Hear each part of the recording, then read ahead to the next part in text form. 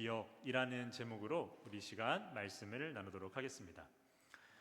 빅토르 위고의 장편 소설인 레 미제라블이라는 소설이 있습니다.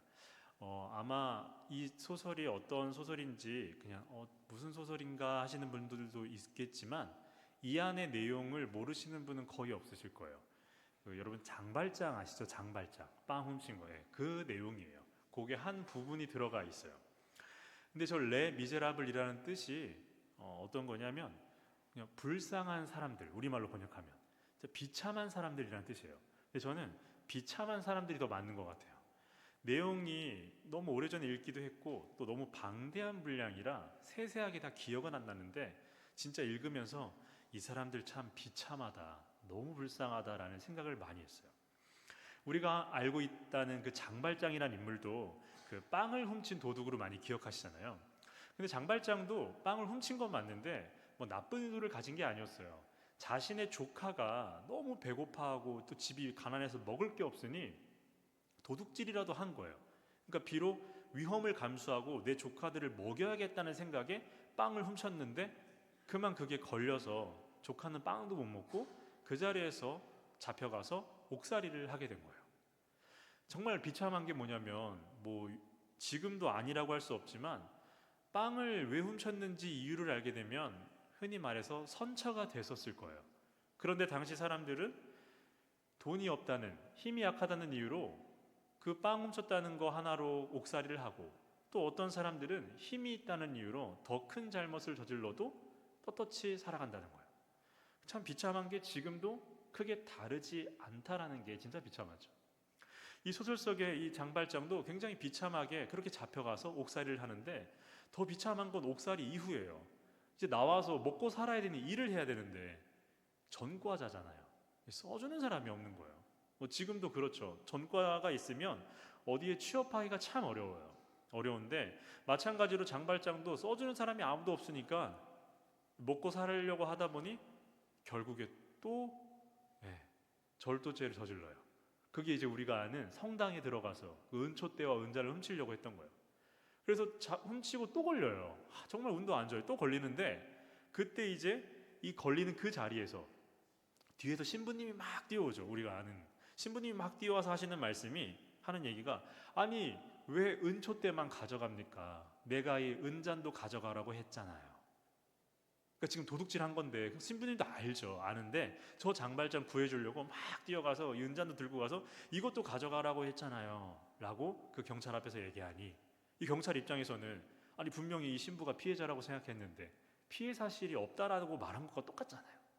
그러니까 피해 사실이 없으니 뭔가 잡아갈 수도 없고 그래서 무마가 돼요. 그때 이제 장발장과 신부만 남았을 때 그 신부가 장발장에게 이런 말을 해요.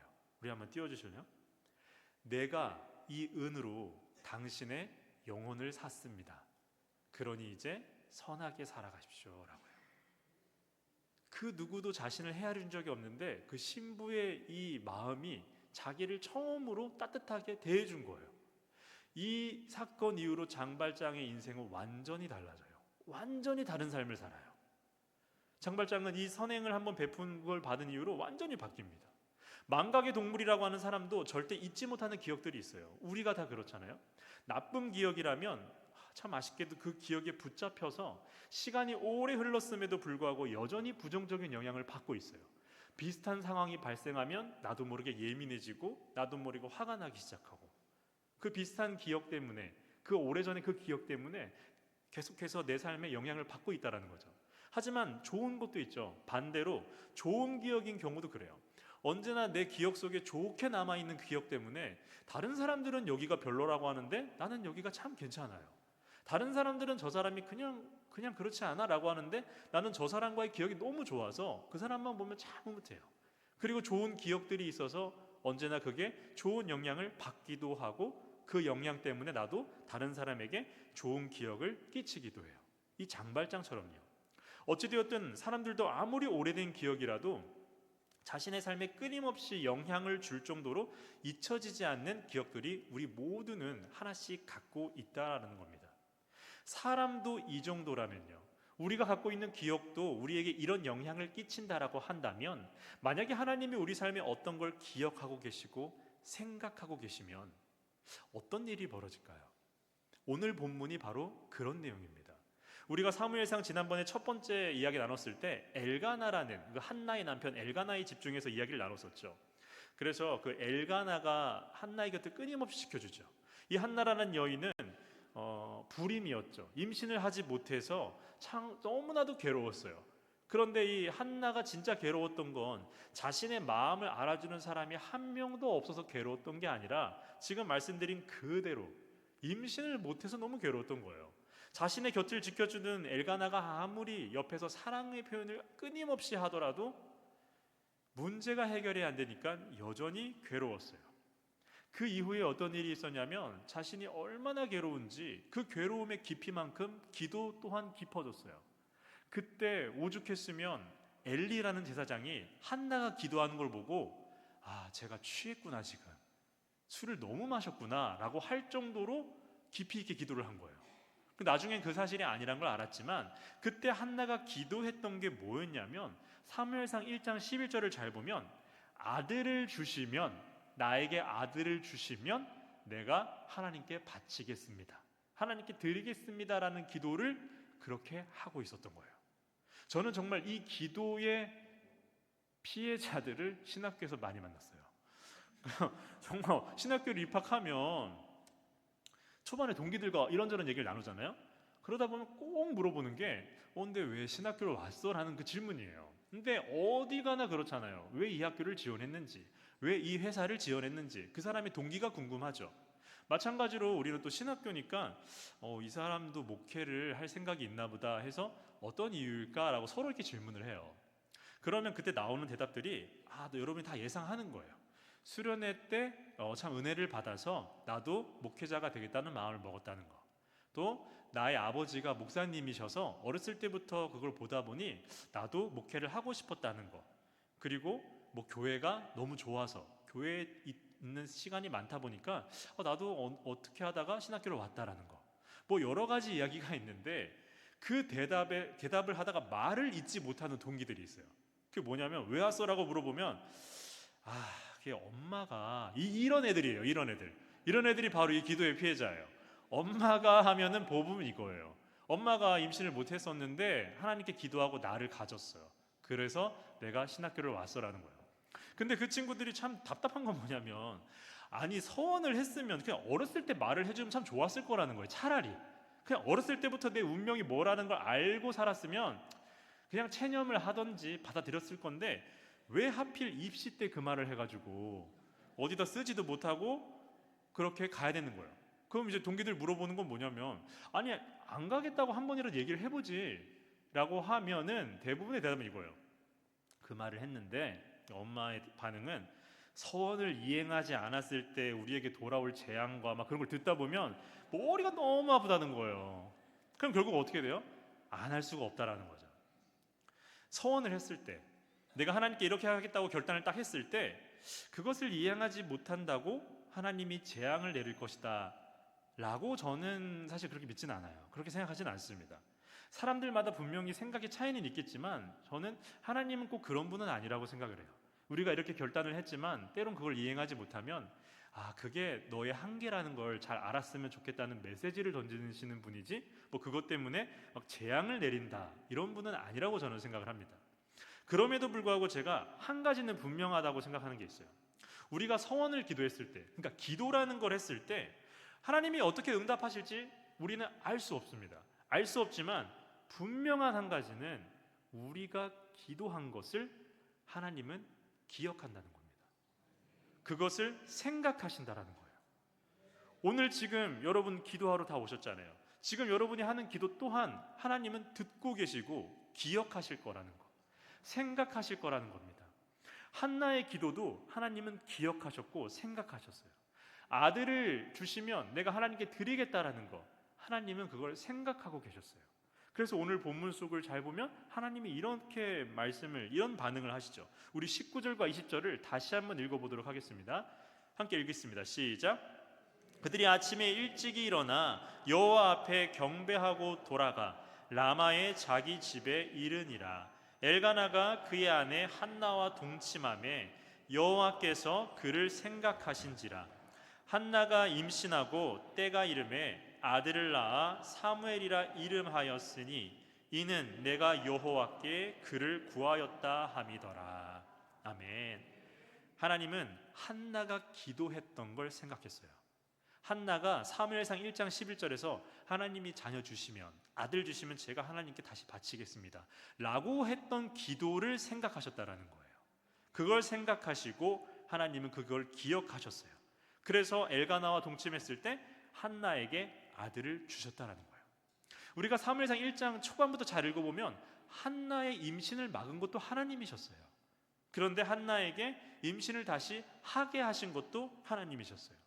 이것을 우리가 오해하면 안 되는 게, 내가 열심히 기도하면 하나님의 뜻을 바꾸시는구나 라고 말하고 싶은 게 아니라, 이것은 하나님이 우리가 어떤 기도를 하든 간에 그 기도를 기억하고 계시다라는 거예요. 그 기도를 막은 것도 하나님이지만 이루어 가실 분도 하나님이시다라는 겁니다. 우리가 기도하는 목적은 하나님의 뜻을 바꾸는 게 아니라 하나님의 뜻을 묻는 거잖아요. 그 뜻 가운데서 때론 우리가 힘든 것도 있고, 때로는 이해가 가지가 않는 것도 있고, 때로는 만족스러운 것도 있을 겁니다. 그렇지만 그 뜻을 묻는 그 과정 속에서 우리가 하는 모든 기도를 하나님은 기억하고 계시다라는 거예요. 그렇기 때문에 우리는 기도를 해야 된다라는 겁니다. 기도하지 않을 이유가 하나도 없다라는 거예요. 막막한 상황이라면 더욱더 기도의 끈만은 놓아서는 안 된다라는 겁니다. 우리가 사순절 기도회 때 제가 한번 언급했던 그 사람이 있는데, 어거스틴이라는 사람이 있죠. 어거스틴. 이 어거스틴이라는 사람은 성인이라는 칭호를 한번 얻었었죠. 이 사진을 보시면 한번 기억이 나실까요? 이 사람 성인이라는 칭호를 얻었었어요. 그래서 제가 그때 말씀드렸던 게, 이 사람이 참 그 신학을 공부하다 보면 이 사람이 쓴 책을 안 읽을 수가 없을 정도로 학자적인 면모도 굉장한 사람이라고. 근데 하지만 이 어거스틴에 대해서, 그 삶에 대해서 읽어봤거나 삶에 대해서 들었던 사람들은 아마도 제가 생각할 땐 100%일 거예요. 어거스틴을 잊게 한 사람은 어머니다라는 거예요. 어머니예요. 이 어머니 모니카라는 인물이 있어요. 우리 사진 한번 보여주실래요? 딱 봐도 기도하고 있죠. 저분은 기도의 대명사예요. 이 모니카가 어떤 사람이냐면요, 아들이 어거스틴이에요. 저 어거스틴은 회심하기 전에 정말 방탕한 삶을 살았어요. 이루 말할 수 없을 정도로 방탕했는데, 그 중에 한 빙산의 일각만 말씀드리면, 진리, 그 참된 평안, 그 참된 진리를 찾겠다고 이단에도 막 들어갔어요. 그러니까 요즘으로 말하면 그 지금 이단 종파 알죠? 우리가 기억하는 거. 여러분의 자녀들이 나는 참된 진리가 무엇인지 파악하기 위해서 모든 종교를 섭렵할 거야 라고 하면 이단에 들어간 거예요. 그 여러분은 어떤 마음이시겠어요? 내 아들이, 내 딸이 참 이렇게 호기심이 많구나, 이런 생각 안 하게 좀 답답할 거 아니에요. 하필 가도 꼭 저길 가냐고. 이 모니카가 얼마나 답답했겠어요. 진짜 너무 답답한 거예요. 그래서 이 모니카도 계속 기도를 하는데, 우리가 잘 알고 있듯이 기도한다고 언제나 마음이 평안한 건 아니죠. 기도하고 딱 일어나면 갑자기 막 평안이 밀려오면, 매번 기도할 때마다 그런 일이 벌어지면 너무 좋겠는데, 기도하고 일어나도 막 답답할 때가 많잖아요. 정말 많아요. 이 모니카도 마찬가지였어요. 기도의 대명사라는, 그 기도하는 어머니의 대명사라고 하지만 이 모니카도 너무 답답한 거예요. 그래서 어떤 일이 한번 있었냐면, 그 지역의 그 관할하는 감독을 찾아가요. 그 감리교도 감독이 있잖아요. 우리로 따지면 충청년의 감독을 찾아간 거예요. 감독을 찾아가서 상담을 요청하는데, 정확하게 얘기하면 감독에게 뭘 요구를 하나 해요. 내 아들을 좀 만나달라고. 내 아들을 좀 만나서 너 생각 지금 잘못한 거야, 너 그렇게 하면 안 돼라는 말 좀 해달라고, 요거 좀 전달하러 간 거예요. 안 들어줬겠죠, 당연히. 바쁘잖아요. 안 들어주는데 막 울며불며 자꾸 매달리니까 막 감독도 귀찮은 거예요. 너무 귀찮은데 이거 어떻게 해야 되지 할 때 막 울며불며 매달리니까, 그때 감독이 어머니 모니카에게 딱 이렇게 말을 해줘요. 뭐라고 얘기했냐면, 한번 띄워주세요. 이렇게 흘리는 눈물의 어머니의 자식이 망할 리 없습니다. 우리에게 잘 아는 거죠. 하얀색 글씨죠. 눈물로 기도하는 어머니의 자식은 망하는 법이 없다. 저거를 조금 우리말로 바꾼 게 저거예요. 그 감독이 그 귀찮은 중에 저 유명한 말을 남긴 거예요. 눈물로 기도하는 어머니의 자식은 망하는 법이 없습니다. 귀찮아서 한 말이지만 우리에겐 여전히 남아있어요. 시편 126편 5절을 보면요, 이렇게 되어 있습니다. 눈물을 흘리며 씨를 뿌리는 자는 기쁨으로 거두리로다. 기쁨으로 거둔다고 했어요. 자신의 애통한 마음을 부둥켜 안고 기도의 씨를 뿌리는 사람들이 있어요. 정말 고통 중에 너무나 힘든 상황 속에서 할 수 있는 게 없어서 기도밖에 없어요. 그런데 계속 기도의 씨앗을 뿌리는 사람들은 뭐라고 하냐면 반드시 기쁨으로 거둔다 그랬어요. 지금은 눈물을 흘리며 기도하겠지만 그 마지막은 기쁨으로 그것을 거둘 거라고 얘기했어요. 이것이 기도의 능력이죠. 기도가 능력이 있는 이유는 기도를 하는 우리에게 능력이 있어서가 아니라 기도를 들어주시는 하나님이 계시기 때문입니다. 하나님은 우리의 기도를 들으시고 반드시 기억하시고 그 기도를 생각하고 계시다라는 거예요. 때론 우리는 감정에 치우쳐서 잘못된 기도를 할 때도 있습니다. 그러나 걱정할 필요가 없는 건 하나님은 그럴 때 그 기도를 고쳐주세요. 그리고 우리의 감정을 기억하고 계세요. 우리가 얼마나 화가 났고 얼마나 억울했는지 그건 기억하고 계시고 우리의 기도를 고쳐주십니다. 그만큼 기도하는 우리 자체를 헤아려 주신다라는 겁니다. 하나님은 그렇게 한나의 마음을 헤아려 주고 계셨던 거예요. 한나가 술에 취한 것으로 오해받을 정도로 기도할 때 그냥 멀리서 방관하셨던 게 아니라 한나의 마음을 알고 계셨고 한나의 기도를 기억하셨던 겁니다. 한나에겐 참 좋은 남편인 엘가나가 있었습니다. 마찬가지로 우리에게도 아주 좋은 가족과 지인들이 있습니다. 하지만 사람에게는 분명히 한계가 있습니다.